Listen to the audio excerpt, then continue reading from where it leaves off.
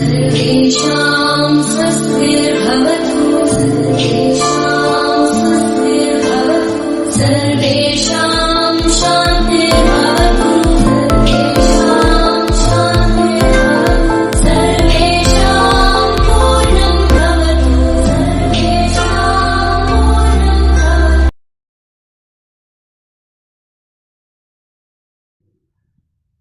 नमस्कार अभिभावक एवं प्यारे बच्चों, मैं अमित कुमार मुंदड़ा ऑनलाइन क्लासेज में आप सभी का स्वागत करता हूं। आज हम कक्षा चतुर्थी विषय गणित और प्रश्नावली 15 जिसका नाम है धारिता मापन, जिसे हम तरल और द्रव मापन के नाम से भी जानते हैं। इस प्रश्नावली को सीखने से पहले हमने इसको 4 अधिगम बिंदुओं में बांटा है। पहला अधिगम बिंदु धारिता की अवधारणा, दूसरा अधिगम बिंदु धारिता मापन की इकाइयाँ, तीसरे अधिगम बिंदु में धारिता मापन की इकाइयों में आपस में जो संबंध है उस पर चर्चा होगी। चौथे अधिगम बिंदु में कुछ व्यवहारिक सवाल इस प्रश्नावली के हल किए जाएंगे। सबसे पहला बिंदु धारिता की अवधारणा। धारिता, तरल या द्रव ये है क्या?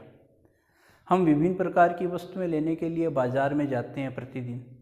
कुछ वस्तुएं दुकानदार हमें किलो और ग्राम के अंदर वजन करके देता है, जो ठोस वस्तुएं होती है। कुछ वस्तुएं जो तरल पदार्थ के रूप में होती है।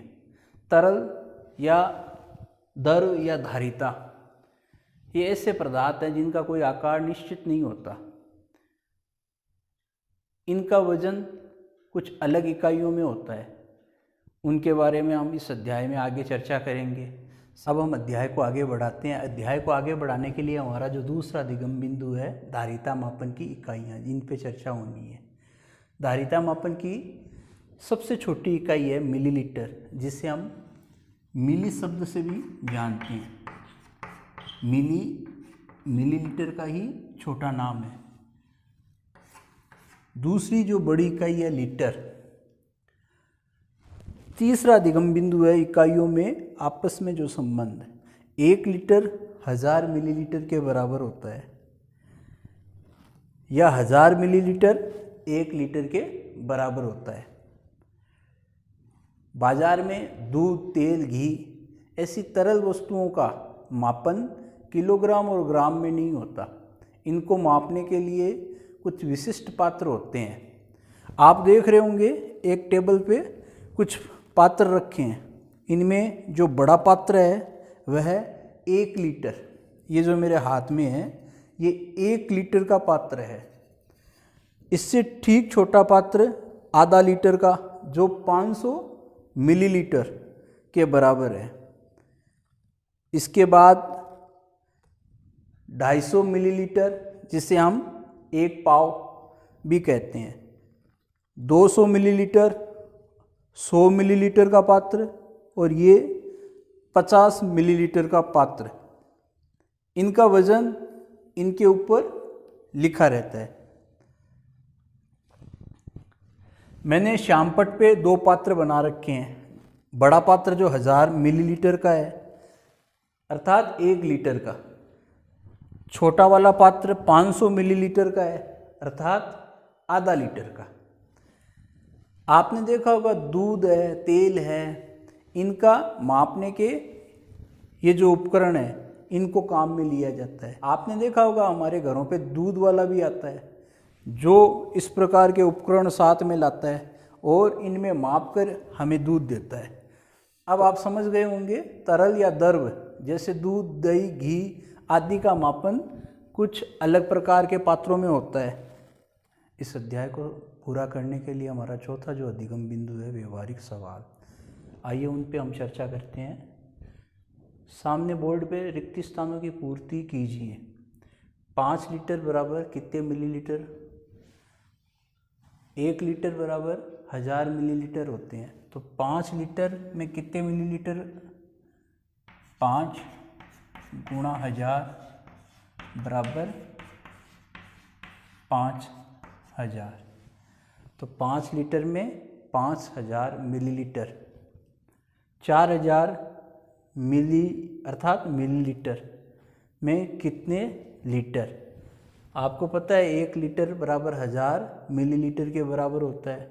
1000 मिलीलीटर 1 लीटर के बराबर, 4000 मिलीलीटर बराबर 4000 भाग 1000 बराबर 4 लीटर। तो 4000 मिलीलीटर में 4 लीटर होंगे। 8 से 1/2 यानी 8.5 लीटर। 8.5 लीटर में कितने मिलीलीटर? ध्यान दीजिए, 8 जो पूरे लीटर हैं का गुणा 1000 से बराबर 8000 और आधा लीटर गुणा 1000, 2 का भाग 1000 में देने पे 500 आए, 500 का गुणा 1 से 500, 8 और 500 8.5 हजार मिलीलीटर, 8500 मिलीलीटर। तो 8.5 लीटर में 8500 मिलीलीटर। 6500 मिलीलीटर में कितने लीटर? तो 6500 भाग 1000, 0 से 0, 0 से 0 पॉइंट 6 सही 5 या 6 सही 1/2 लीटर। तो 6 सही 1/2 लीटर। इस प्रकार से हमने कुछ रिक्त स्थान हल किए। अब हम कुछ भाषा के प्रश्नों को भी हल करते हैं। अब इस प्रश्नावली को समाप्त करते हुए अंतिम एक व्यवहारिक भाषा का जो प्रश्न है वो हम हल करते हैं। एक दुकानदार ने ग्राहक को क्रमशः 2 लीटर 150 मिली, 3 लीटर 350 मिली, वह 5 लीटर 750 मिली, मिली का मतलब मिलीलीटर तेल बेचा। तो बताओ उसने कुल कितना तेल बेचा? भाषा को पढ़ने से ध्यान में आया कि इस प्रश्न में योग करना है। योग किनका? ग्राहकों को जो तेल बेचा गया उनका। तो आइए हम इस प्रश्न की भाषा तैयार करते हैं।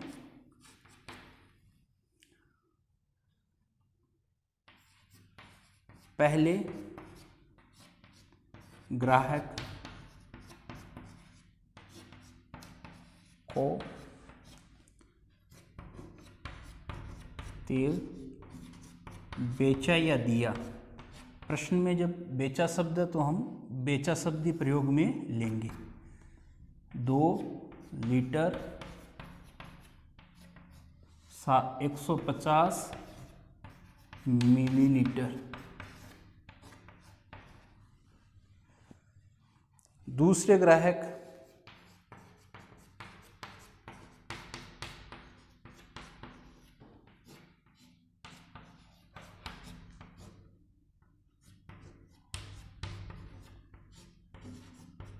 तेल बेचा, दूसरे ग्राहक को तेल बेचा 3 लीटर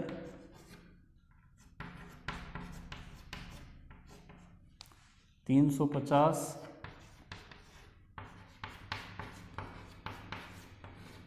मिलीलीटर।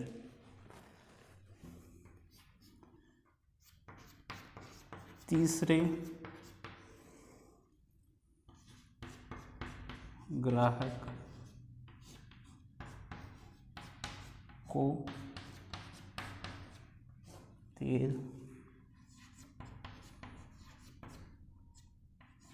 बेचा